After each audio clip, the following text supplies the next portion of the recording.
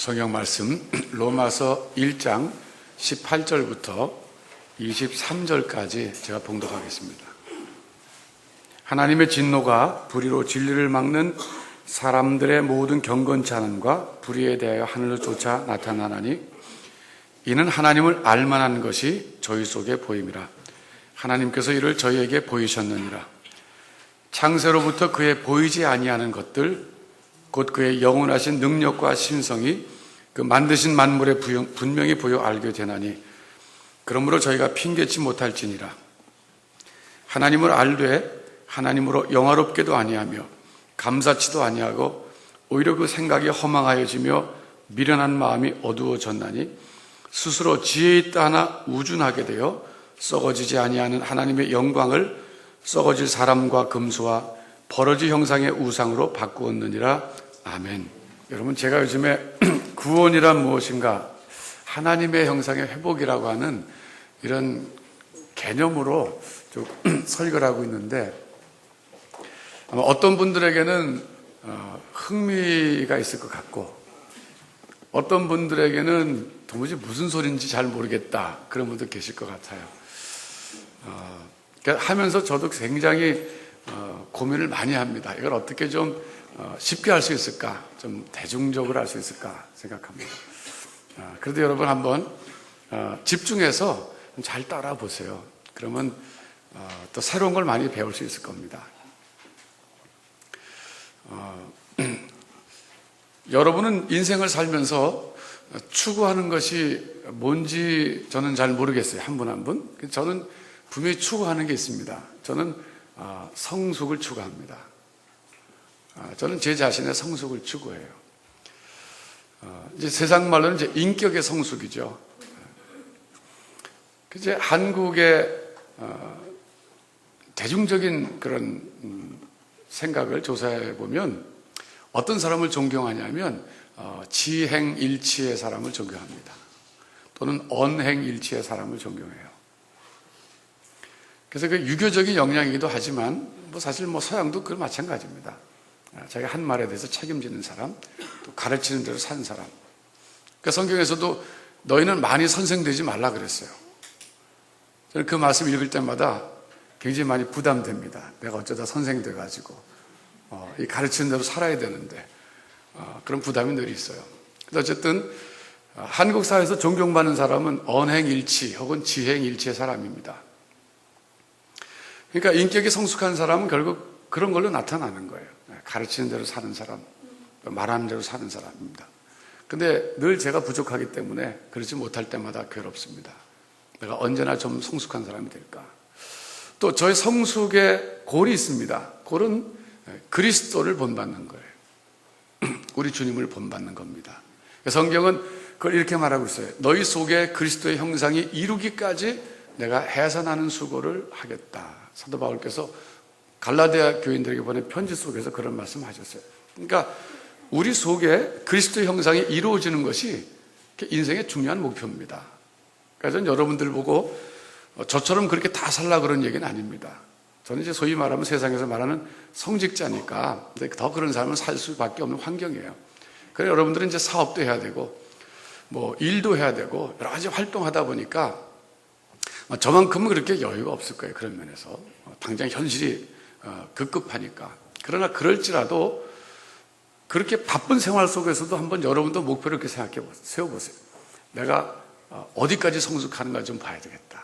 인생 살면서 20대 때, 30대 때, 40대 때, 50대 때, 60대 때, 70대 때 내가 어디까지 성숙할 수 있을까? 그래서 먼저 우리 교회에서는 워낙 이 얘기를 많이 했기 때문에 잘 아시잖아요. 공자께서 7집을 가리켜서 종심소욕 불유구라는 표현을 하셨단 말이에요. 종심소욕, 마음의 욕심을 따라서 행했는데 불유구, 일정한 법도를 지나치지 않았다. 그러니까 상당히 원숙한 단계죠, 그분은. 그러니까 공자께서는 자기가 70에 이르렀을 때 자기 마음에 어떤 소원이 있어요. 그 욕심이에요. 세상 말로 말하면 욕심대로 행했는데 그게 법을 벗어난 적이 없다. 이게. 그때 말하는 법이라는 것은 꼭 세상 법이 아니라 어떻게 보면 이제 양심의 법까지 포함된다고 볼 수 있어요. 굉장히 고차원적인 수준이에요. 정치하는 분들 선거 공약 때 했던 거 또 막 또 뒤집고 그러면 사람들이 그럴 수 있느냐 막 그러잖아요. 그게 언행일치가 안 돼서 그런 거거든요. 근데 사람은 100% 언행일치하기는 어려워요. 약속을 해도 못 지킬 상황이 있어요. 근데 문제는 사람들이 그걸 알아요. 저분이 정말 노력하면서 그걸 못 지켰느냐, 아니면 그냥 처음부터 안 지키려고 약속했느냐, 다 안단 말이에요. 그러니까 어쨌든 우리가 도달해야 될 수준은 성경적으로는 그리스도의 형상을 담는 건데, 세상적으로는 정말 모든 사람들이 존경할 만한 그런 언행일치나 지행일치의 삶을 사는 그 수준까지 가야 됩니다. 그게 목표라고 할 수 있어요. 근데 그것을 저는 성경적으로는 그게 하나님의 형상이 회복되는 레벨이다, 단계다, 저는 그렇게 보는 거예요. 네. 자, 여러분, 오늘 제가 주보에다가 칼럼 쓰는 대신에 설교 자료를 썼어요. 뒤에 한번 보시죠.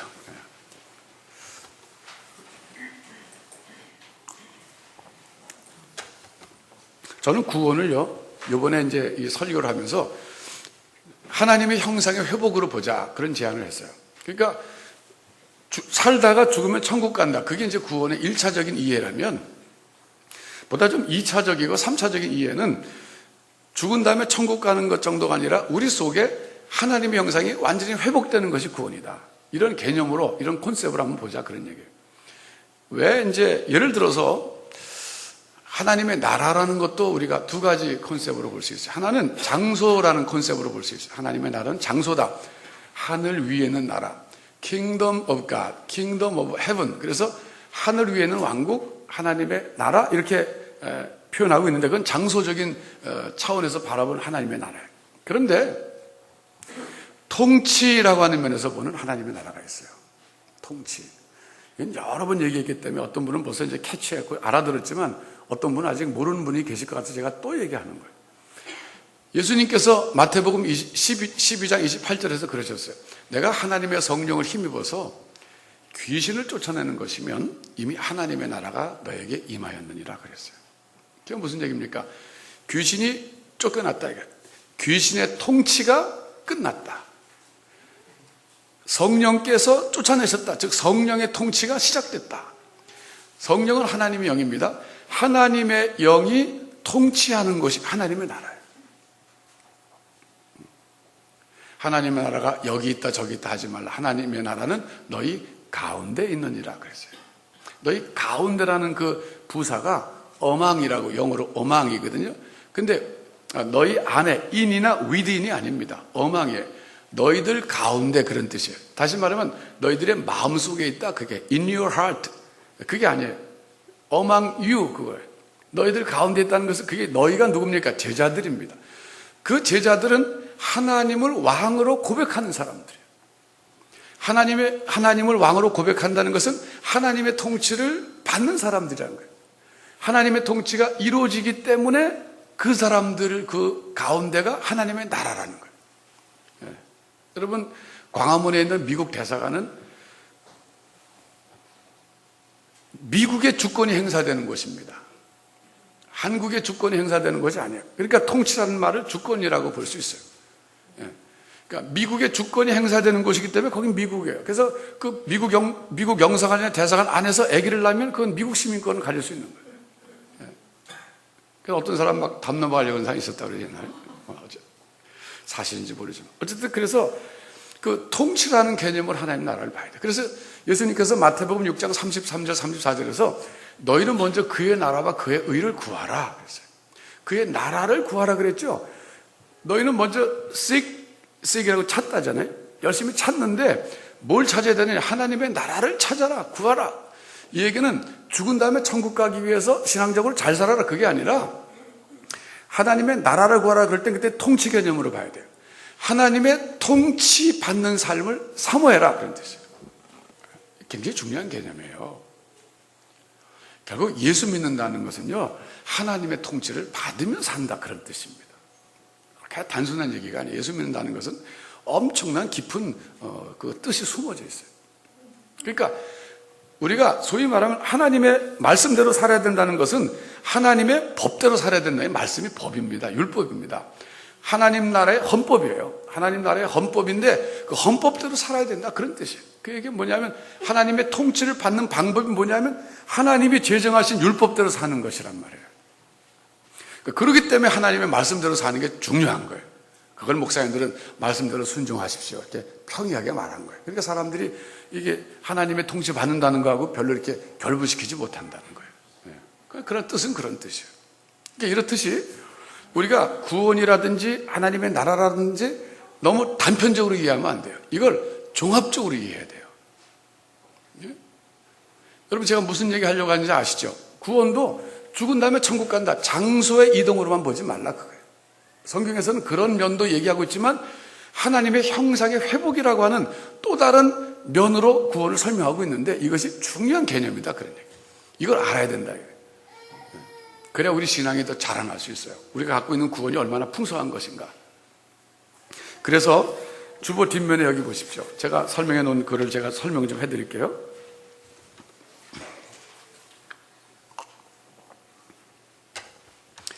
구원의 목표가 뭐냐? 하나님의 형상의 회복이라고 말할 수 있는데 하나님의 형상은 여러 번 얘기했지만 두 가지가 있습니다. 첫째, 좁은 의미의 하나님의 형상. 협의의 하나님의 형상이 있고 그 다음에 넓은 의미의 하나님의 형상이 있어요. 그 의자가 한문이 잘못됐어요. 미안합니다. 뜻 의자인데 의로 의자가 됐어요. 한문이 잘못된 거 양해를 구합니다. 좁은 의미, 협의의 하나님의 형상. 에베소서는 하나님을 따라 의와 진리의 거룩함으로 지으심을 받은 새 사람을 가리키는데 여기 새 사람이 하나님의 형상이 회복된 사람이에요. 여기서 의와 진리, 거룩 등이 하나님의 형상을 이루는 세 가지 요소인데 다른 말로 이것을 원의라고 말합니다. Original righteousness, 그래요. 원의, Original righteousness. 인간이 타락하기 전에는 원의가 있었다는 거예요. 우리가 나중에 믿음으로 의롭다함을 받는다 했을 때는 그건 이제 우리가 하나님의 은혜로 다시 의를 회복하는 것인데 인간은 원래 의를 가지고 있었다, 이게 불완전해요. 이게 완벽한 건 아닙니다, 원의가. 그렇다고 어쨌든 오리지널 라이처스네스가 있었는데 이것이 바로 좁은 의미의 하나님의 형상이었다, 이게. 그런데 인간이 타락할 때 그 좁은 의미의 하나님 형상을 전부 상실했다, 없어졌다. 그러나 비록 그 원의를 상실했어도, 좁은 의미의 하나님의 형상을 상실했어도 인간을 여전히 하나님의 형상을 지닐 존재라고 부릅니다. 자, 성경에서 찾아보겠어요. 창세기 9장 6절. 창세기 9장 6절입니다.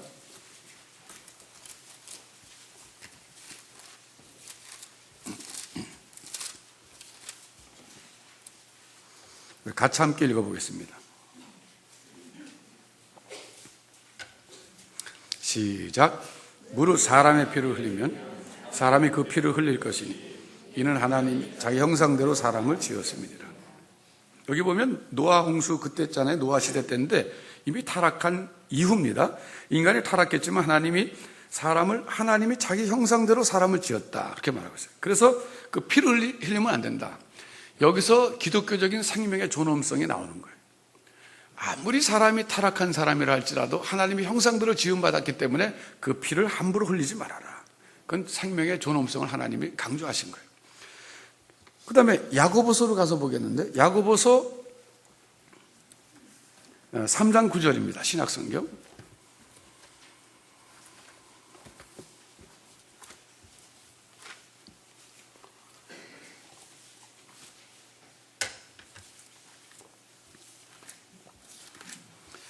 야고보서 3장 9절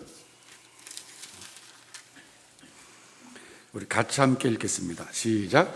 한 입으로 이것으로 우리가 주 아버지를 찬송하고 또 이것으로 하나님의 형상대로 지음을 받은 사람을 저주하나니. 예. 여기 보면 우리 입 가지고 하나님을 찬송할 때도 있고 사람을 저주할 때도 있는데 그 저주하는 사람이 누구냐? 하나님의 형상대로 지음받은 사람이다. 인간이 타락했지만 비록 하나님의 형상은 유지하고 있다. 그 얘기를 성경은 이렇게 창세기에서 야고보서에서 성경 전체에서 역설하고 있습니다.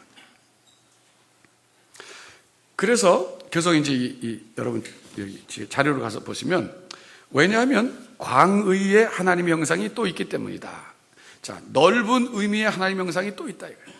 넓은 의미의 하나님의 형상. 이것이 인간이 동물과 달리 인간으로서 가지는 모든 특성을 가리키는 것이다. 여러분, 그렇습니다. 우리는 진화론을 받아들일 수 없는 것은 사람은 하나님께서 하나님 형상들을 지은 특별한 존재이기 때문에 동물들이 가지지 못한 독특한 특성들을 가지고 있다 이거예요. 진화론 학자들은 인간의 막 화를 내고 사람을 해치는 공격성, 이 공격성을 아직 맹수의 수성이 맹수의 성질이잖아요. 맹수의 성질이 아직 덜 진화됐기 때문이다 이렇게 봅니다. 앞으로 1000년, 2000년, 몇만 년 가면 이게 완전히 진화되면 그게 사라질 것이다라고 긍정적으로 봐요. 근데 그건 뭐 그분들의 입장인데, 그러나 도덕성 같은 건 어떻습니까? 인간에게는 도덕성이 있는데 동물에게는 도덕성이 없거든요. 제가 다큐멘터리 보니까 까마귀들이 말이죠, 파주 근처에 돼지 농장에, 동물 농장이죠. 거기서 이렇게 호시탐탐 노리고 있다가 조그만 막 갓 태어난 새끼들을 가서 무차비하게 다 잡아먹더라고요. 까마귀 떼가. 너무 잔인하더라고요. 뭘 화면 처리해서 이렇게 안 보이게 이렇게 했지만. 그러니까 결국 동물들에게는 도덕성이라는 게 없어요. 그냥 배고프면 잡아먹는 거예요, 그냥.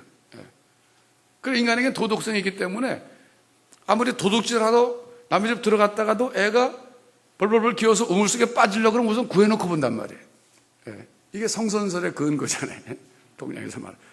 사람 착하다, 봐라. 그렇게 도둑질하러 들어갔다가도 애가 벌벌벌 우물 속에 막 한 발짝만 더 나가면 빠지려고 그러면 우선 도둑놈도 도둑질 하다 말고 그거 구해놓고 도둑질하러 간다 이거예요. 인간이 착하다. 그런 예로 썼는데, 그런 도덕성은 사실 설명하기 어려운 거예요, 진화론에서. 그러나 성경에서 뭐라고 말합니까? 그게 넓은 의미의 하나님의 형상의 중요한 한 부분이에요, 도덕성이. 그래서 인간이 인간다워지는 거예요. 그런데 이제 계속 보면 말이죠, 휴스라고 하는 학자가 있어요. 휴스. 조직신학자예요. 성경을 연구해서 하는 그런 조직신학자인데, 이 사람은 이 특성들을, 즉 광의의 넓은 의미의 하나님의 형상들을 인격성, 영성, 합리성, 도덕성, 권위, 그리고 창조성, 이런 걸로 봤어요. 또 한편 그루뎀이라고 하는 학자가 있는데, 이 조직신학자입니다. 이분은 넓은 의미의 하나님 형상을 도덕적 측면, 영적 측면, 정신적 측면, 관계적 측면, 신체적 측면, 이런 걸로 이루어졌다고 봤어요. 그러니까 휴스라고 하는 학자하고 그루뎀이라는 학자가 다 유명한 학자들인데, 약간 요소가 다르게 봤어요. 넓은 의미의 하나님 형상을 약간씩 차이나게 봤지만, 소위 이럴 때 이걸 가리켜서 대동소이하다, 그런 말 쓰는 거예요. 크게는 똑같지만 약간의 지엽적인 차이는 있다, 그렇게 보는 거예요. 그러니까 넓게 보면 다 두 사람이 비슷하게 본 거예요. 그래서 하나님의 형상의 회복이란 뭐냐? 이게 구원인데, 사실은 구원이 뭐냐? 하나님 형상의 회복이다. 그건 뭐냐? 원의의 회복과 함께 오리지널 righteousness가 회복된다, 이게. 즉 의와 진리와 거룩이라고 하는 하나님의 좁은 의미의 형상이 회복될 뿐만 아니라 인간의 그런 모든 특성들, 즉 넓은 의미의 하나님 형상들이 새로워지는 것을 뜻한다, 그런 뜻이에요. 그리고 완전한 형상은 그리스도이시다. 예수님이 모델이시다, 그게 뭐예요? 완전히 회복된 분이 세상에 있느냐? 그럼 누가 회복됐느냐? 한번 내놔봐라. 그럼 예수 그리스도가 그분이시다, 그거예요. 인간의 몸을 입고 오신 그 예수님이 바로 완전히 하나님의 형상을 가지신 분이에요. 그분은 타락해 본 적이 없기 때문에.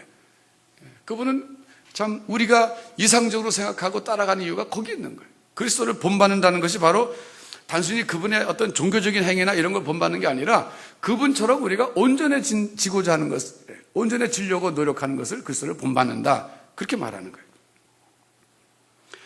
여러분, 여기 보면 그래서 우리는 그 아들의 형상을 본받도록 의도된 존재이다. 로마서 8장 29절인데 가서 찾아보겠습니다. 성경 로마서 8장 29절.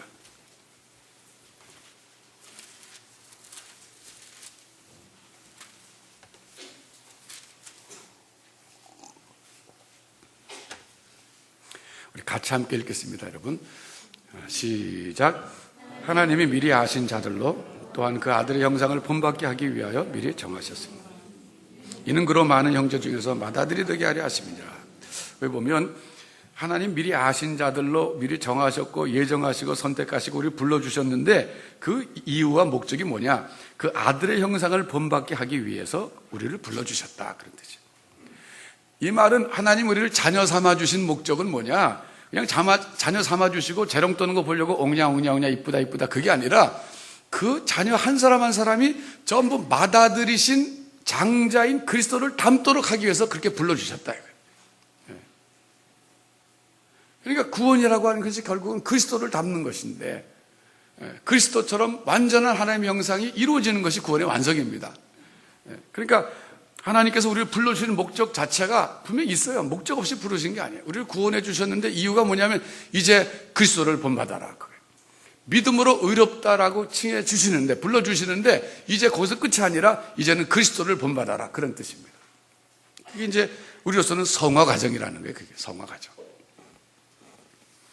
자, 그 다음에 이제 계속 보면 이 프린트물 주보 뒷면 보시면 타락으로 인해 이 하나님의 형상이 왜곡되었는데, 왜곡됐다고 하는 것이 영어로 deformed 됐다 그래요. 형태가 deformed는 이제 일그러졌다, 어그러졌다 그런 뜻이잖아요. 형태가 망가졌다.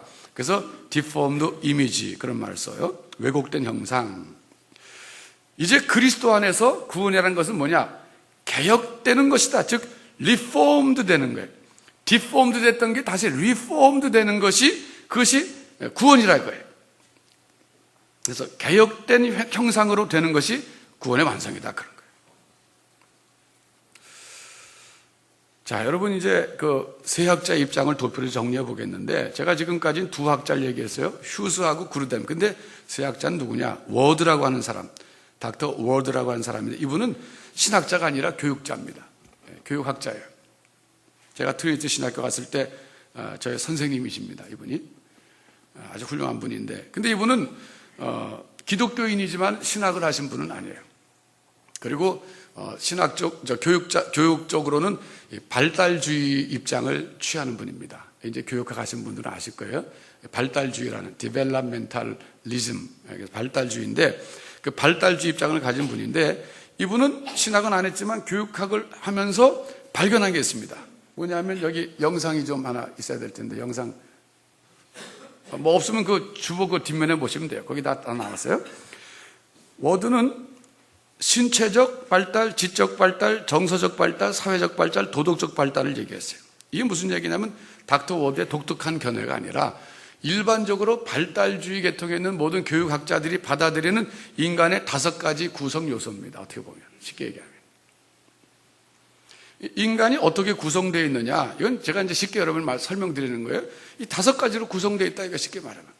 발달주의 입장에 있는 교육학자들은 신체가 있고 지성이 있고 정서가 있고 사회성이 있고 도덕성이 있다. 이것이 전인적으로 합쳐진 것이 인간이라는 존재다, 그런 뜻이죠. 그리고 그런 것들은 좀 하나씩 발달한다, 디벨롭 된다. 이게 디벨롭 된다고 하는 것은 grow라는 좀 달라요. grow라는 것은 나무가 성장하는 것은 grow라 그러지 나무가 디벨롭 된다 그러지 않잖아요. 나무가 grow 한다 그러지 나무가 디벨롭 된다 그러지 않아요. 디벨롭이라고 하는 것은 이 단계가 있다는 거예요. 1단계 거쳐서 2단계, 3단계 이렇게 된다, 이게. grow라는 것은 단계를 거치지 않고 막 이렇게 휘기도 하고 그냥 자연스럽게 성장한다, 이게. 그러니까 인간이 그렇게 신체적으로 디벨롭되고 지적으로 디벨롭되고 정서적으로 사회적으로 도덕적으로 디벨롭된다, 이런 입장인데, 이것은 교육학에서는 대부분 그냥 보편적으로 받아들이는 입장이에요. 대부분 학자들이 받아들여. 인간이 그렇다. 근데 놀라운 것은 뭐냐면요, 이 5가지, 그래서 닥터 워드는 손가락 갖고 맨날 설명했어요. 이렇게. 첫 번째가 신체적 발달, 두 번째가 지적 발달, 세 번째가 정서적 발달, 네 번째가 사회적 발달, 다섯 번째가 도덕적 발달인데, 그래서 우리가 그랬죠. 그럼 영적 발달은 없습니까? 그랬더니 영적 발달은 종합적이에요. 손바닥이래, 이렇게. 종합적. 종합적. 영적 발달이 어디 한 군데 따로 있는 게 아니라 인간은 이 모든 것을 합한 것이 스피리추얼한 거다. 영적인 것이다. 그래서 그때 이제 영적이다 하는 것에 대해서 새로운 개념을 우리가 배웠어요. 우리는 영적이다 그러면 뭐 신하고 통하고 막 무당이 접신하고 이런 걸 좀 스피리추얼하다 그러잖아요. 그런데 보통 이제 이 영적 스피리추얼하다고 하는 그 개념을 이 모든 종합적으로 신체적으로 정신적으로 지적으로 사회적으로 도덕적으로 전인적으로 홀리스틱이라는 말을 쓰는데 전인적으로 봐야 된다, 이거 영적인 측면을. 근데 어쨌든 이제 오늘 제가 말씀드리는 포인트는 요점은 뭐냐면 이 교육학에서 찾아낸 인간의 5가지 구성 요소하고 조직신학자들이 찾아낸 인간의 하나님 형상 부분에서 넓은 의미의 하나님 형상하고 거의 일치한다. 참 놀랄 만한 발견이었어요, 제게는. 그러니까 이렇게 봐야 되는 거예요. 조직신학자들은 성경을 연구했습니다. 이분들은 성경을 연구해서 하나님의 형상이 대로 지었다 그러는데 하나님 형상이 좁은 의미의 하나님 형상은 의와 진리와 거룩이고 넓은 의미의 하나님 형상은 뭐 여기 구르뎀이나 휴즈가 얘기한 대로 여러 가지 5개 내지 6개 있다라고 찾아냈는데 그 찾아낸 그 결과물하고 교육학자들은 하나님을 안 믿는 사람들이 많아요. 안 믿는 사람들이 사람을 관찰한 거예요. 어렸을 때부터 자라나는 과정. 관찰했는데 보니까 인간이 그렇게 신체적으로 발달하고 지적으로, 정서적으로, 사회적으로, 도덕적으로 발달한다. 이게 찾아낸 겁니다. 발견한 거예요. 찾아냈는데 그 찾아낸 결과물하고 어쩌고 그렇게 일치할 수 있냐 그거예요. 놀랬죠. 근데 놀랄 필요가 없는 것은 성경은 특별 계시고 인간은 일반 계시거든요. 하나님이 인간을 이렇게 만드신 거예요. 그걸 계시라 그런 거예요. 그래서 인간에서 있는 그런 하나님의 흔적을 찾아보는 것을. 그래서 사실은 이렇게 교육학자들이 찾아낸 5가지 이런 발달들을 볼 때, 야, 정말 놀랍다. 하나님 안 믿는 사람도 객관적으로 관찰해서 찾아낸 그거하고 성경하고 이렇게 딱 일치하는구나. 성경의 확실성, 성경이 정말 진리구나 하는 사실을 뒷받침해주는 하나의 케이스에 해당되는 얘기예요, 그게. 자, 그러면 이제 참고로 여러분의 이해를 돕기 위해서 그럼 이제 교육학자들이 말할 때 도덕적으로 잘 발달된 사람은 어떤 도덕적인 생활을 하느냐, 제가 그걸 한번 말씀드려 볼게요. 그분들이 이렇게 얘기합니다. 올바른 행동을 하는 사람이다, 이렇게 얘기해요. 너무나 당연하잖아요, 그렇죠? 네. 올바른 행동하는 사람이 도덕적으로 성숙한 사람이고 잘 발달된 사람이죠. 그런데 거기다 하나 전제 조건이 있어요. 단서가 붙습니다. 올바른 동기로 이게 붙어요. 영어로는 right action, 올바른 행동이죠. right action. 근데 이제 with right reason 이런 말을 해요. 올바른 reason으로, 이 reason을 우리말로는 이유로 혹은 동기로 번역할 수 있어요. 근데 올바른 right reason으로, right reason을 가지고 right action, 올바른 행동을 하는 사람이 도덕적으로 성숙한 사람이다.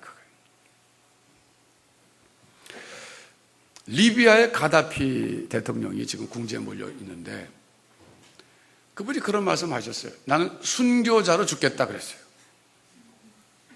그래서 제가 가만히 좀 생각해 봤어요. 왜 그분이 순교자라는 말을 썼을까? 여러분들 그분이 순교자라 그럴 때는 원래 순교자라는 그 개념은 뭡니까? 어떤 고상한 일을 위해서 목숨을 내놓는 사람을 순교자라 그래요. 그런데 자기는 그 얘기 뭡니까? 자기가 지금 40년 동안 정치 활동해온 그 모든 것은 right action이었다. 그런 얘기예요. 그 말 속에. 자기 스스로는. 자평하는 거예요. 자평. 스스로 평가할 때는 나는 40년 동안 이 모든 이 정치 활동하는 것이 이게 올바른 행동이었다. 하늘으로 난 부끄러움이 없다. 그런 뜻이에요. 말하자면.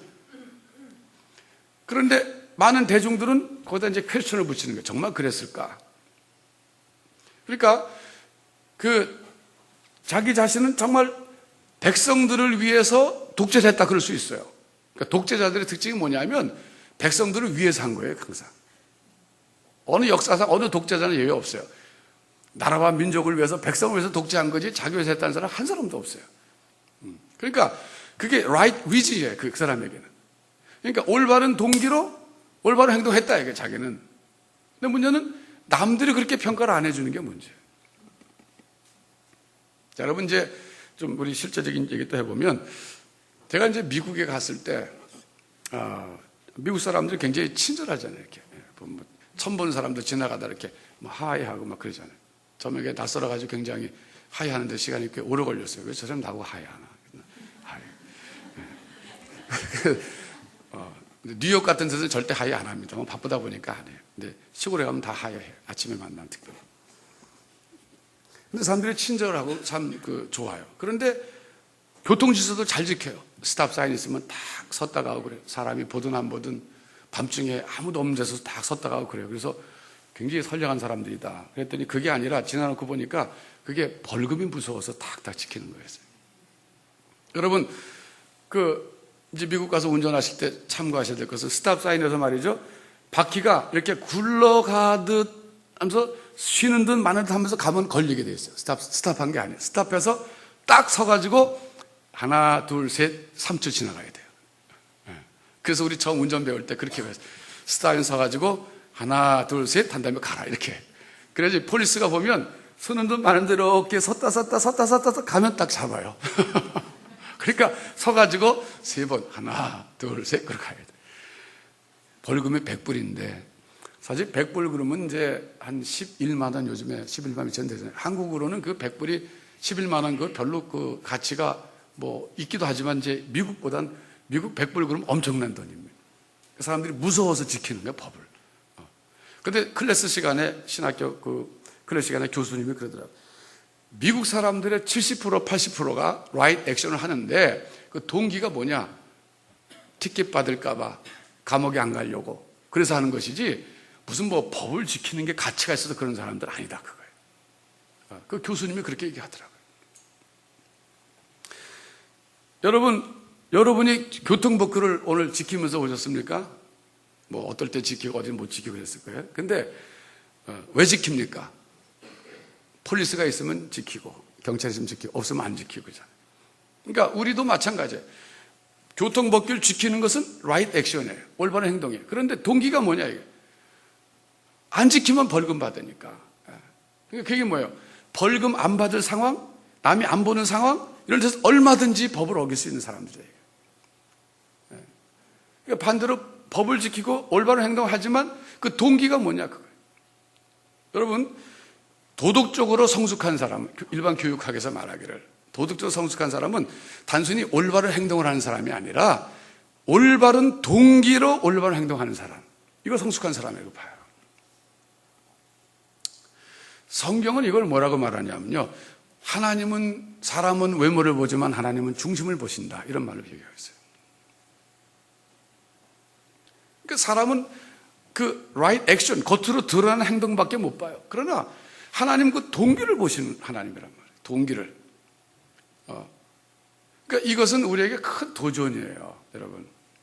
그리고 하나님은 마음을 감찰하시는 하나님이다, 그런 말씀이에요, 성경에. 그리고 물을 지킬 만한 것보다 내 마음을 지켜라. 생명의 근원이 여기서 나면이라, 이런 말씀도 있어요. 그러니까 이 마음이 뭐냐면요, 우리 식으로 말하면 그 마음의 동기를 살펴라, 그거예요. 우리가 무슨 행동을 할 때, 무슨 결정을 할 때.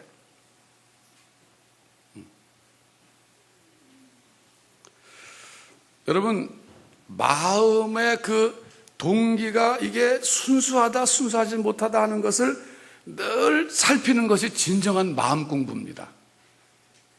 요즘 약간 어느 종교적인 색채를 띤 어느 그룹이 마음 공부, 마음 수련 막 홍보 엄청나게 많이 해요. 근데 진정한 마음 수련은 하나님 앞에서 자기의 행동의 동기를 살피는 것이에요.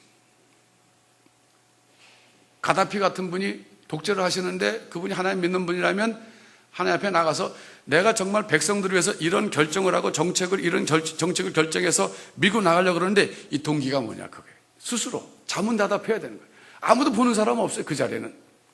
그러니까 하나님과 나와의 그 사이에서 살펴보는 거예요. 그랬을 때 정말 윤동주 시인이 말씀하신 것처럼 나는 하늘을 우러러 한 점 부끄러움이 없기를 입새에는 바람에도 괴로워했었다. 뭐 이런 양심의 사람들이라면 내 동기가 순수하지 못하면 그 행동을 안 하는 거예요. 아니면 그 동기가 순수해지도록 나를 쳐서 복종시키는 거예요.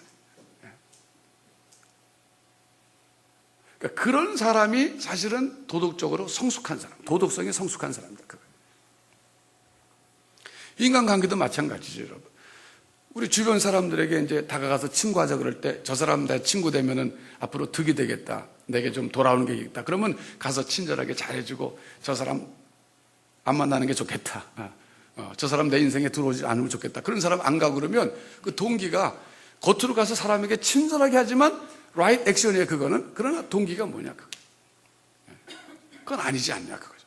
그러니까 우리가 하나님 앞에서 참 영적으로 신앙적으로 뭐 수행을 한다 그러면 수행을 하고 성화 과정에서 우리가 성화되기 위해서 노력한다고 하는 것은 바로 행동도 행동이지만 그 동기 자체를 철저하게 이렇게 스스로 검열할 필요가 있어요.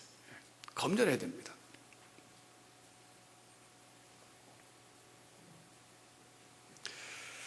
여러분이 한번, 이건 쉽지 않은, 제가 말씀드리기 쉽지 않은 일이지만 한번 그런 시기를 한번 가져보세요. 앞으로 하나님 앞에서 나의 동기를 살펴보는 그 어떤 수행, 경건 생활, 고요한 시간. 사실 그게요, 우리 마음을 풍성하게 해주는 방법입니다. 우리 마음을 깨끗하게 해주고. 그래서 만일에 윤동주 시인께서 말씀하신 것처럼 내가 지금 이런 행동을 하려고 그러는데 내가 하늘을 우러러겠지만 그분이 사실 신앙인이거든요. 그래서 그 하나님으로 바꿔도 됩니다. 내가 하나님을 우러러 한 점 부끄러움이 없다면 이 행동을 할 때 거기에 아주 확신이 있고 이 파워가 있어요. 그리고 무엇보다도 하나님 주시는 평안이 있어요. 평안이 있고 담대함이 있어요.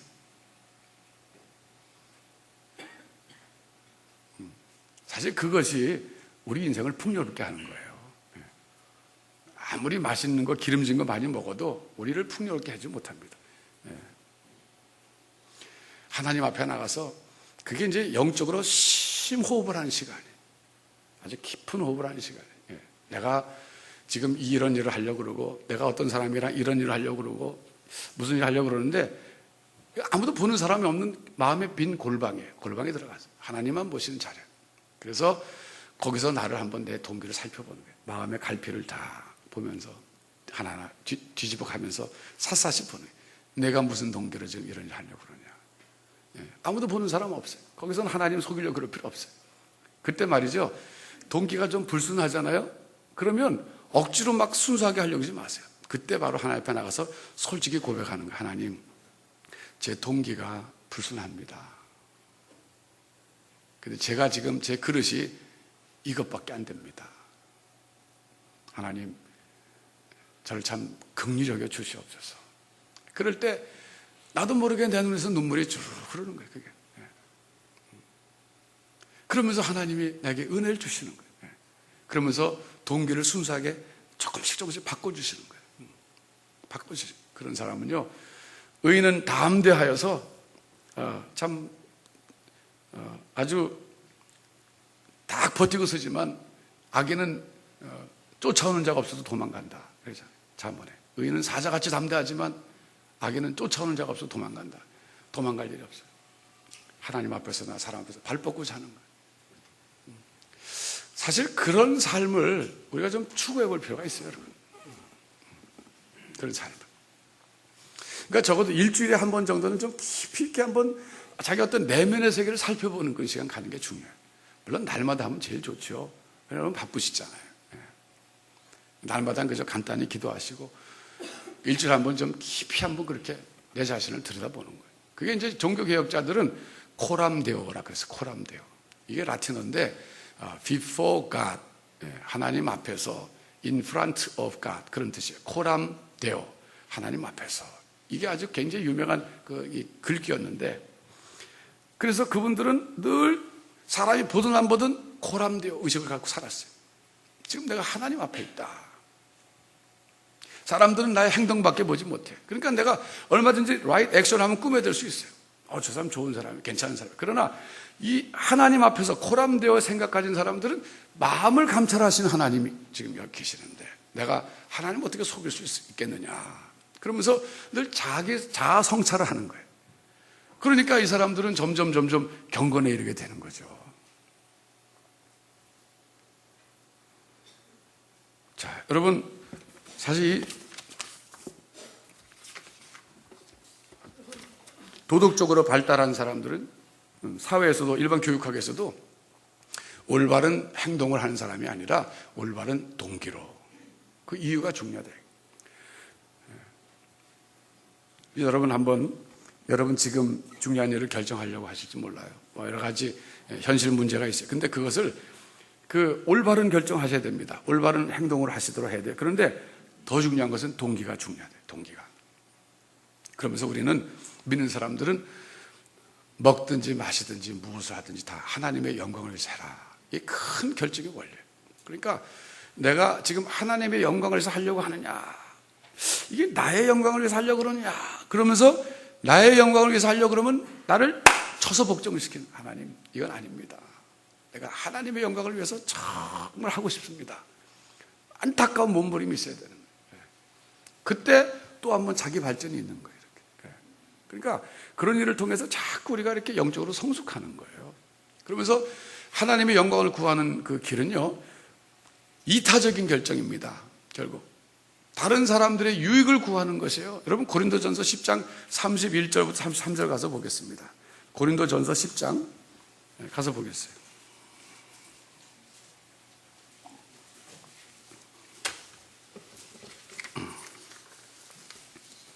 고린도전서 10장 31절부터 33절. 그런즉 너희가 먹든지 마시든지 무엇을 하든지 다 하나님의 영광을 위하여 하라.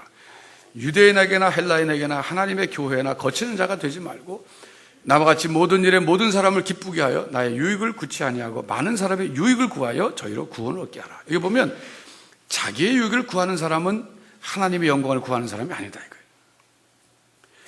남의 유익, 많은 사람의 유익을 구하는 사람이 하나님의 영광을 위하는 사람이 된다 이거예요. 그러니까 여러분 무슨 일을 결정할 때 하나님의 영광을 위한 결정이라고 하는 것은 다른 말로 바꾸면 이게 나의 유익을 구하는 것이냐 다른 사람의 유익을 구하는 것이냐, 다른 사람의 유익을 구하는 것이면 이게 하나님의 영광을 구하는 것이 된다 이거예요. 그러니까 마음의 동기를 살펴서 결정하는 거예요. 여러분이 가정에서 내가 중요한 일을 결정할 때 이게 정말 아내를 위한 길이다, 남편을 위한 길이다, 자식을 위한 길이다, 나를 위한 게 아니다, 그 확신이 들 때까지 마음의 동기를 가다듬어야 되는 거예요. 그런데 잘못하면 또 독재자가 되는 거예요. 독재자가. 나는 가족을 위하고 나라를 위한다 그러는데 그게 결국 자기를 위한 거예요. 솔직하지 못하기 때문에 그래요. 그러니까 여러분 그 동기가 순수해지기는 상당히 어려워요. 그래서 우리가 성령의 소욕을 따라야 되는 거예요. 성령께서는 우리 동기를 확실히 보여주시거든요. 봐라, 내 동기가 순수하지 못하다. 그래서 결국은 성화 과정은 성령께 순종하는 과정이에요. 성령께서 우리를 온전한 대로 자꾸 이끌어 가시거든요. 그러니까 여러분 불교나 다른 종교에서 수양하시는 분들은 스스로 힘으로 수양하시는 거예요. 혼자 올바른 동기로 살려고 그렇게 자기를 내면을 살피는 거예요.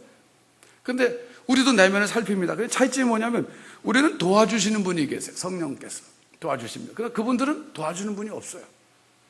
그냥 무수의 뿔로 홀로 가라. 그럼 홀로 가시는 거예요. 그분들은. 멋있어요. 사실은 저도 할 수만 있다면 홀로 가고 싶어요. 근데 안 돼요. 제가 해보니까. 그리고 성경은 그렇게 하지 말라. 성령께서 도와주신다 그랬어요. 그러니까 그런 차이가 있어요. 여러분 말이 났으니 말이지, 믿지 않는 사람들 가운데 참 도덕적으로 훌륭하게 사는 사람이 있어요. 저는 그게 퀘스천이었어요. 어떻게 그럴 수 있느냐.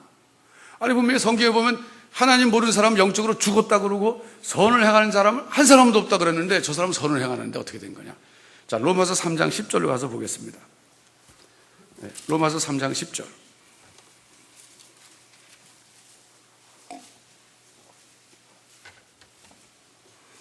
로마서 3장 10절에 보시면 기록한 바 의인은 없나니 하나도 없으며 깨닫는 자도 없고 하나님을 찾는 자도 없고 다 치우쳐 한 가지로 무익하게 되고 선을 행하는 자는 없나니 하나도 없도다. 보세요. 선을 행하는 자가 하나도 없대요. 저는 이 말씀 읽었을 때 현실에 안 맞아갖고 고민 많이 했어요. 이게 성경 말씀이 틀린 것 같지는 않은데 무슨 말이냐. 제가 대학생 때 말이죠. 경기도 입석에 교회 대학부 수련회 장소 예약하러 갔다가 한 군데 예약을 했어요. 그 주인이 새마을 운동 지도자예요. 그 마을에서. 그때 당시 새마을 새벽정이 울렸는데 그거 했더니. 근데 그분 상 받은 분이에요. 새마을 운동 지도자로. 그런데 그분이 개인 자기 집을 숙소로 빌려주는 그 영업을 했어요. 말하자면 요즘 뭐라면 펜션 같은 거죠. 그래서 계약금을 10분의 1 줬어요. 그거 돌아왔어요. 돌아왔는데 나중에 더 좋은 초등학교를 빌려 쓸 수 있게 됐어요. 수련회 장소로. 그래서 제가 다시 찾아갔어요. 사정을 말했어요. 우리가 여기 계약하고 10분의 1을 계약금 드렸는데 새로운 곳을 찾았기 때문에 여기 못 쓰게 됐습니다. 그렇게 됐습니다. 양해해 주십시오. 그랬더니 그분이 알았다 그러면서 계약금 10%를 돌려주더라고요. 그냥. 원칙대로 하면 안 돌려줘도 되는 거예요. 돌려주시더라고요. 이거 계약대로 하면은 그냥 받으셔도 되는데 왜 돌려주십니까? 그러니까 내가 젊은 학생들 돈 이런 거 받아서 뭐 하겠는가. 돌려주시라고. 강직하시고 의롭더라고요. 그런데 예수는 안 믿는 분이었어요. 그러니까 제가 혼란이 오는 거예요. 아니, 여기 선을 행한 사람 없다 그랬는데 그 사람만 해도 얼마나 착합니까? 나보다도 훌륭한 분인데. 그래서 제가 이걸 놓고 고민하다가 깨달은 건 뭐냐면, 우선 이 선이 무슨 선이냐, 여기서 말하는. 이 로마서 3장 12절의 선이 뭐냐. 이 선을 그래서 이렇게 전통적으로 이름 붙였어요. 영적 선이다. 그렇게 해서. 그러니까 도덕적 선과 구분하기 위해서 영적 선이라는 말을 붙인 거예요. 그런데 이 영적 선이라고 하는 것이 뭐냐? 그 내용이 뭐냐면 11절에 있는 말씀이에요. 하나님을 깨닫는 것도 하나님을 찾지도 못하는 그 상태. 이것이 영적 선이 없기 때문에 그렇다 이거예요. 그러니까 하나님의 존재를 사실은 인정하지 않고 하나님의 통치를 받지 않는 것은 물론이고 하나님의 존재 자체도 인정하지 않는, 하나님을 찾을 수도 없고 찾는 그 소원도 없는 이런 상태가 바로 선이 없는 상태다 이거예요. 영적 선은 바로 그런 상태. 하나님과의 관계에 있어서의 선을 말하는 거예요. 그러나 도덕적인 선은 있죠. 도덕. 왜 있는가? 저는 이제 그것도 그렇게 해서 구분은 됐는데, 그러면 도덕적인 선은 어디서 나오는 건가?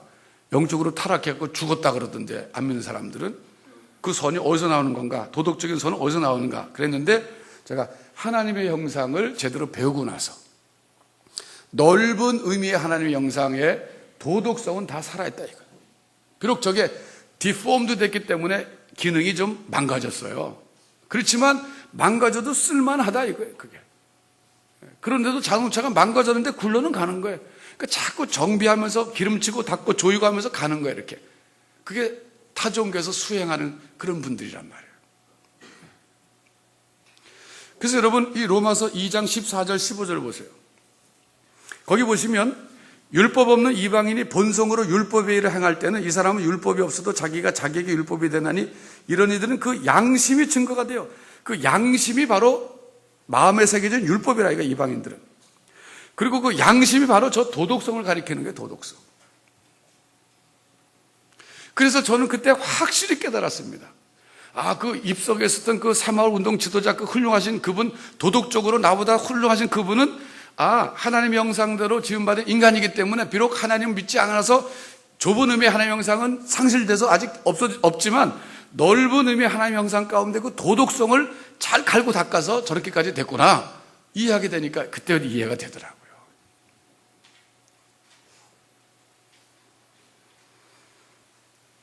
그러나 여러분, 성경에 의하면 그 넓은 의미의 하나님의 형상은 회복돼서 되는 건 아니잖아요. 좁은 의미의 하나님의 형상이 회복돼야지. 그건 어떻게 되느냐? 성령에서 거듭날 때 된다. 성령이 거듭날 때. 성령께서 우리 속에서 중생케 해주시는 그 역사를 일으키실 때 놀랍게도 좁은 의미의 하나님의 형상이 확 회복돼서, 그래서 그때 내가 이제는 하나님의 형상에 온전한 그런 모습을 갖출 수 있는 가능성이 생긴 거예요. 그게 시작이, 그게 바로 칭의예요. 칭의. 그게 칭의. 그건 시작일 뿐입니다. 나머지 성화 과정 속에서 우리가 계속적으로 이제는 성숙해져 가야 되는데 성령을 따라 살면서 가면 돼요. 자, 여러분, 인생을 행복하게 살고 싶으시면 여러분 성숙해지십시오. 사실은 우리가 불행한 거는요, 물질이 없어서 불행한 것도 있지만 그건 좀 작습니다. 관계가 깨어져서, 관계가 좋지 못해서 불행한 게 대부분이에요. 오죽하면 성경이 그렇게 말했겠습니까? 육선이 가득하고 다투는 사람과 사는 것보다는 그저 초막집에서 채소만 먹고 초막집에서 사는 게 낫다 그랬잖아요. 지금 생각해보니까 그거 굉장히 건강식이에요. 그러니까 육선이 가득하다, 고기 많고 생선 많고 온갖 거 다 있고 거기서 다투는 사람과 살면 그것보다도 초막집에 가서, 초가삼간 가서 채소만 먹고 나물 먹고 물 마시고 싸우지 않고 그렇게 사는 게 낫다 이거예요. 혼자 사는 게 낫다. 여러분 지금 마음속에 내가 지금 별로 행복하지 못하다. 그럼요, 뭐가 없어서 행복하지 못할 수 있어요. 뭐 좋은 집도 없고 좋은 차도 없고 그래서 그럴 수 있어요. 그러나 그건 사실은 일시적인 것이고, 정말 중요한 것은 마땅히 나랑 가까운 사람인데, 나랑 사랑하면서 행복하게 살아가야 되는데 그 사람하고 그렇게 살지 못하니까 불행한 거예요, 사실은. 그런데 어떤 사람이 좋은 관계를 맺고 살아가느냐? 여기 지금 사회적 발달이라고 그랬잖아요. 도표에 보시면 여기 나오잖아요. 지금 여기 워드는 사회적 발달이라고 그랬고, 그러다면 관계적 그랬고, 휴즈는 권위라고 그랬는데, 이 사회성이 잘 개발된 사람이 인생을 행복하게 살아요. 다른 사람과 잘 친하게 지내는 사람이에요. 그런데 이 관계적이라고 하는 것은 당연히 뭐 사회성인데, 이 권위가 어떻게 사회성이냐? 권위는 뭐냐면요, 사람은 자기가 늘 존경하고 모델로 삼는 사람이 인생의 매 단계마다 있다, 그거예요. 어렸을 때는 물론 엄마 아빠고, 청소년 시기에는 자기가 존경하는 학교 선생님이나 교회 같은 경우에는 청소년 뭐 전도사님, 롤 모델이 되니까 그 권위, 자기가 권위를 인정하는 인물이 있다, 그 사람을 자꾸 닮아간다, 이게 본받고 싶어하고. 그러니까 이 권위도 사회성이에요. 그러니까 결국은 사람이 말이죠, 성숙하면 행복해지는데, 물론 도덕성도 많이 더 개발해야 돼요. 올바른 동기로 올바른 행동을 하며 살면 행복해요. 그런데도 또 하나, 사회성이 잘 개발돼야 돼요. 사람과의 관계가 좋아야 돼요. 그래서 자기 가족 내에서도 관계가 좋아야 되고, 직장에서도 관계가 좋아야 되고, 어디 가나 관계가 좋은 사람은 행복하게 살 수밖에 없어요. 근데 어떤 사람이 그렇게 될 수 있느냐? 성숙한 사람이 그렇게 되는 거예요, 성숙한. 근데 여러분, 성숙하다는 것은 나중에 제가 이제 또 좀 더 말씀드리겠지만, 타인의 관점을 수용할 줄 아는 사람이에요, 기본적으로는. 그러니까 타인의 관점이라고 하는 것은 뭐 다른 말로 얘기하면 다른 사람의 의견이에요, 다른 사람의 의견. 어떤 토의 주제가 있어요, 문제가 있어요. 근데 문제를 보는 관점이, 저 사람은 저기서 이 문제를 보고, 자 보세요, 이 컵이 있습니다. 여러분은 여러분의 위치에서 이 컵을 보기 때문에 이 손잡이가 오른쪽에 있습니까, 왼쪽에 있습니까? 왼쪽에 있죠. 저는 여기서 보니까 손잡이가 오른쪽에 있어요. 그럼 저는 이 손잡이가 오른쪽에 있습니다. 말이 틀렸습니까, 맞습니까? 맞아요. 여러분은 손잡이가 왼쪽에 있습니다. 그래서 맞아요, 틀려요? 맞아요. 그러니까 사회성이 개발됐다. 그런 사람은 뭐냐면, 다른 사람의 관점을 수용할 줄 아는 사람. 맞아, 나는 이쪽에서만 봐서 그럴 수 있어. 저 사람은 저쪽에서 보니까 이렇게 보는 게 맞아. 그래. 그런데 사회적으로 성숙하지 못한 사람은 자기 본 것만 주장하는 거예요. 컵의 손잡이는 오른쪽에 있다. 내가 봤다. 내 눈으로 똑똑히 봤다, 그게. 저쪽에서 나도 봤다. 이렇게 되는 거예요. 여러분, 그러니까 부부싸움 할 때도 마찬가지예요. 자기 입장만 얘기하면 싸우는 거예요. 그래서 미국 사람들은 신발을 바꿔 신는다, 그런 표현 쓰잖아요. 우리 입장을 바꿔 생각하라 그러잖아요. 그러니까 사실 성숙하다는 건 그거예요. 내 의견이 있지만 어떤 문제에 대해서 내 것이 완벽하진 않다. 저 사람에게도 일리가 있다. 내게도 일리가 있다. 그런 사람은요, 적어도 그 사람에게 동의는 안 하지만 싸우진 않아요. 그러니까 저는 이제 대한민국의 국회를 보면서 더 아쉬운 것은 조금 더 성숙했으면 좋겠다. 그러니까 상대방의 입장에 대해서 비판하는 거 좋아요. 조목조목 좀 합리적으로 비판하고, 그리고 내 입장을 얘기해서 이렇게 해야 되는데, 무조건 상대방 틀렸다 이렇게 되면 이건 대화가 안 되는 거예요. 싸우자는 거지. 대화라는 것은 상대방의 입장에서 일리가 있는 거 일리가 있다 그러고, 나와 다른 것은 이게 다르다 이렇게 말해주는 것이 대화가 되는 거예요. 언제나 우리 정치 문화가 그렇게 선진화가 될지 모르겠어요. 제가 생각할 때는 베이비 부모 세대가 다 가야 되지 않을까 싶다. 우리는 별로 토이 문화 없었어요. 우리 학교 다닐 때 토이라는 거 했는데, 홈룸인가 뭔가 그런 거 했는데 별로 그렇게 도움이 안 됐던 것 같아요. 그러니까 우리 토론 문화 이게 해본 적이 없어요, 별로. 그냥 무조건 선생님 말하면 잘 들어야 돼. 그러니까 우리 때 학교 가면 부모님들이 너 학교 가서 선생님 말씀 잘 들어라 이거지, 선생님한테 모르는 거 다 물어봐라 이렇게 써야 된다고요. 사실은 너 모르는 거 있으면 선생님한테 다 물어봐라 이렇게 해야지 되는데, 너 선생님 말씀 잘 들어라. 그러니까 물어볼 생각 안 하고 그냥 듣기만 합니다. 몰라도 그냥 아는 채 공부를 못한 거예요. 여러분 직장에서도 그렇고 동료하고 관계도 그래요. 어떤 문제가 있는데 우리 사람은 제한된 사람이에요. 오죽 우리가 부족하면 자기 모습을 평생 한 번도 못 보고 갑니까? 내가 내 모습 못 보고 가잖아. 내 얼굴 한 번도 난 못 봤어요. 거울을 봐서 통해서 봤을 뿐이지 내가 내 진짜 얼굴 못 봤잖아요. 여러분 보셨어요? 여러분은? 어떻게 봐요 이거 얼굴을. 너무도 자기가 자기를 모르는 게 우리 인간입니다. 그러니까 자기 의견이 100% 옳다 그러는 건 그건 미련한 사람이에요. 지혜롭지 못한 사람. 아무리 그 회사의 대표를 할지라도 그렇게 하면 안 돼요. 항상 여지는 놔둬야 돼. 내가 못 보는 부분이 있다. 그러면 대화가 됩니다.